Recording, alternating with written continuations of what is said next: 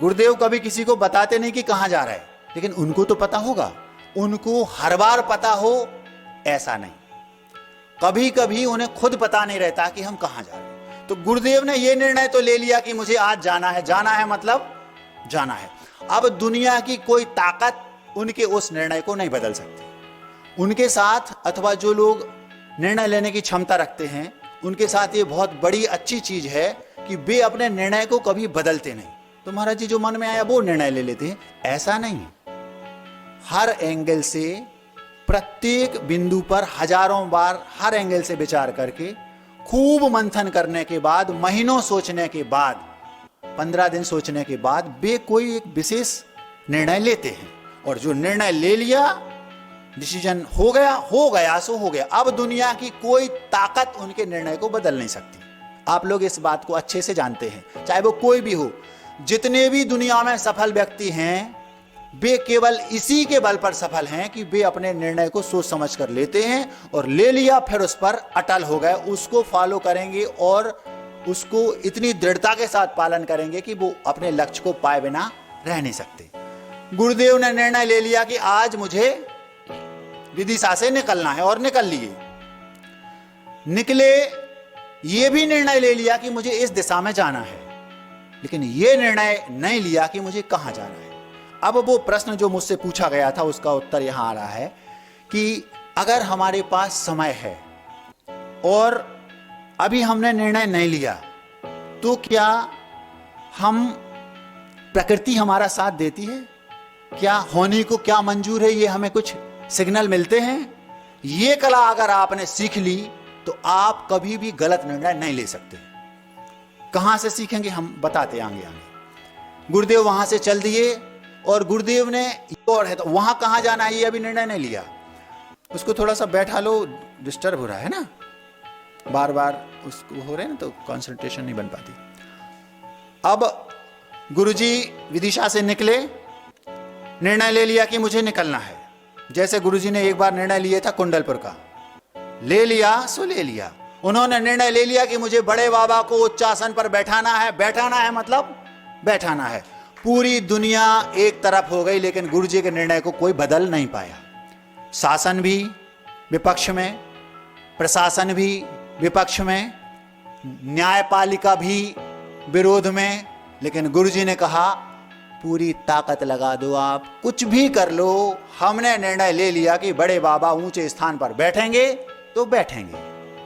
आप अगर सहयोग देना चाहते हो तो दो, और यदि नीचे के लोग सहयोग नहीं देंगे तो हमारे पास ऊपर के लोग सहयोग देने वाले हैं। आप मना कर दोगे तो वो करेंगे, लेकिन काम तो होगा। हो सकता है आपको ऐसा लगता हो कि ये जो मंदिर आज बन के कुंडलपुर में तैयार हुआ है, ये आपको आज दिखाई दे रहा है। आज से 25 बरस पहले गुरुदेव के अंतर मन के जो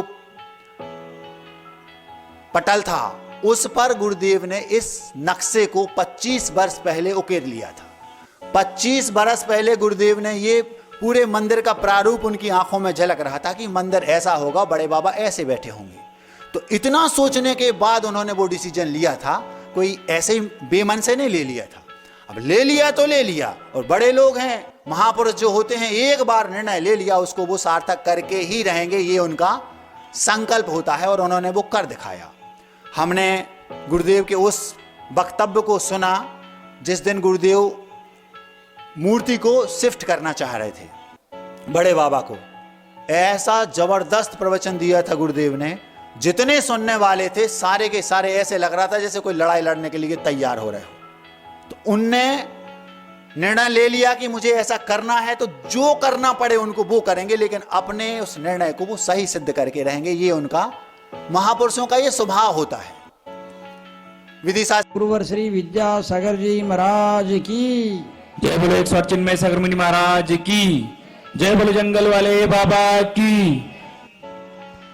आज का हर इंसान, हर मनुष्य अपने जीवन में सफल होना चाहता है।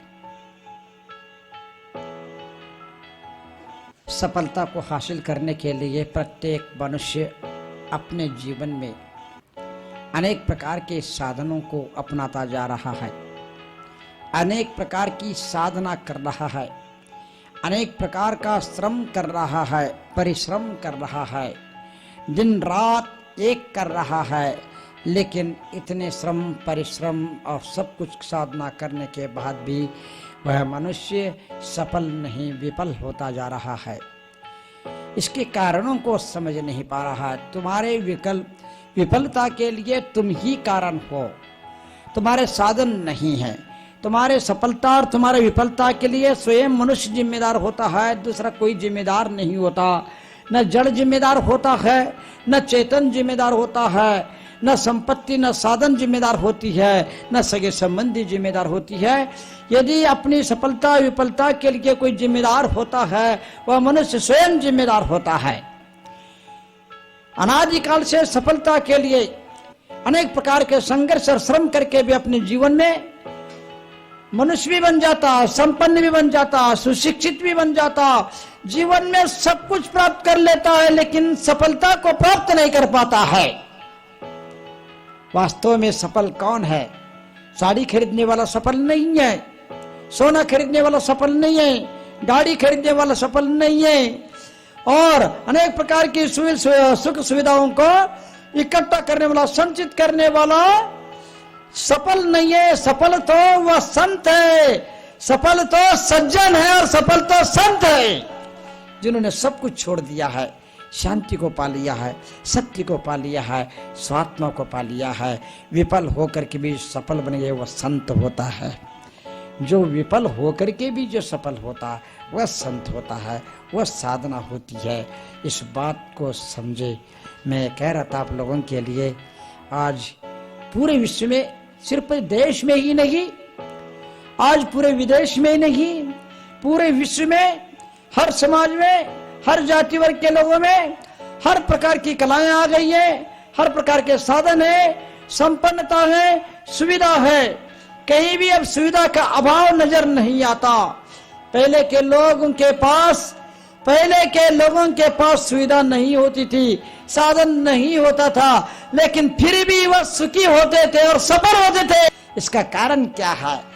अब किसी को समझ में नहीं आ रहा है। सुशिक्षितों ने समझ लिया, सुविधाओं को इकट्ठा कर लो, साधनों को इकट्ठा कर लो, सुखी हो जाएंगे, सुरक्षित हो जाएंगे, सफल हो जाएंगे। लेकिन वह साधनों का, सुविधाओं का संचय ही उनके विफलता के लिए कारण बनता जा रहा है। ये विचारणीय विषय है। जितने जितने सुशिक्षित है, थोड़ा सा सिंहावलोकन करे, आत्मावलोकन करे, आत्मचिंतन करे। तुम्हारे सफलता और विफलता के लिए कारण तुम्हारा ये सुविधाओं का संचय तो तुम्हारी विफलता कारण तो नहीं बन रहा है, और वही सही है। यदि वह सुविधा और संपन्नता साधनों को इकट्ठा करके यदि उसका सदुपयोग करेगा, स्वयं सुखी हो जाएगा, स्वयं सफल होगा, और समाज को सफल करा देगा, और सबको सफल बना देगा। ये आपको आज सीखने की आवश्यकता है। सफल मतलब पैसे कमाने का अर्थ सफलता नहीं है। पैसे कमाने का अर्थ सफलता नहीं है, याद रखना। महाराज जी, आप कह सकते हैं, आप पूछ सकते हैं हमसे, महाराज जी सुख को पाने के लिए, सफलता को हासिल करने के लिए हमें क्या करना पड़ेगा? मैं तो इतना ही कहना चाहूंगा, जितने भी सुविधा संपन्न लोग हैं विश्व में, जितने भी सुशिक्षित है, सुविधा संपन्न है, उन सारे लोगों को अपने सुविधाओं का सदुपयोग करते हुए सबकी दुविधाओं को दूर करना चाहिए। स्वयं सफल होंगे और सबको सफल कर देंगे।